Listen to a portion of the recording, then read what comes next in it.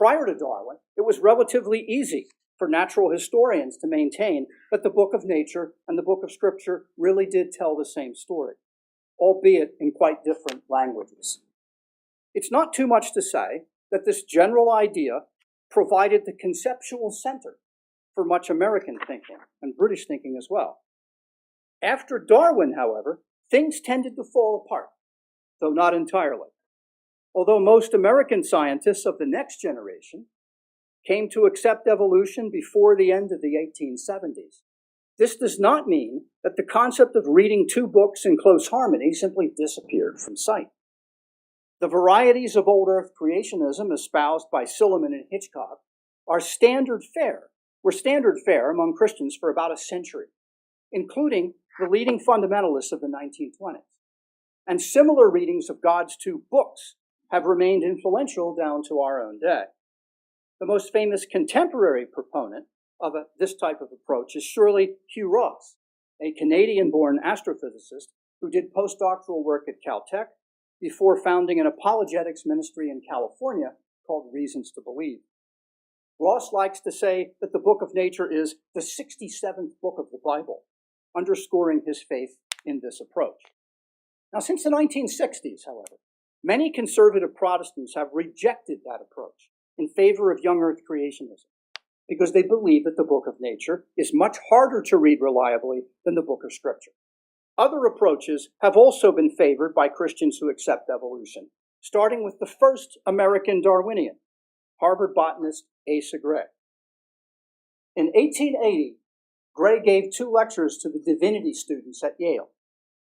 Gray recalled a time when schemes for reconciling Genesis with geology had an importance in the churches and among thoughtful people, which few, if any, would now assign to them. When it was thought necessary to bring the details of the two into agreement by extraneous suppositions and forced constructions of language, such as would now offend our critical and sometimes our moral sense. The most that is now intelligently claimed is that the teachings of the two, properly understood, are not incompatible. For Gray, ideas like those of Silliman were based upon a faulty view of Genesis itself. Despite their Galilean statement that the Bible was not a science book, they continued to treat it as if it were, anxiously showing how the details of geology supported the words of Scripture.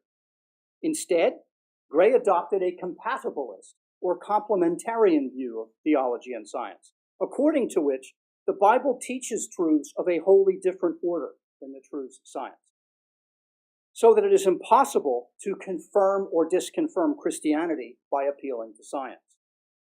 I accept Christianity on its own evidence, Gray confessed, and I am yet to learn how science conflicts with it any more than it conflicts with simple theism. I take it that religion is based on the idea of a divine mind revealing himself to intelligent creatures for moral ends.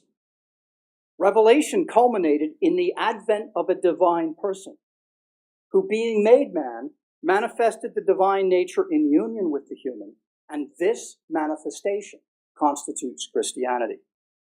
The incarnation was for Gray the crowning miracle, attended by other miracles he also accepted. In this way, Gray was able consistently to affirm his acceptance of Darwin alongside his Christian faith, even a very traditional Christian faith whose essential contents, he says, are briefly summed up in the Apostles' and Nicene Creeds.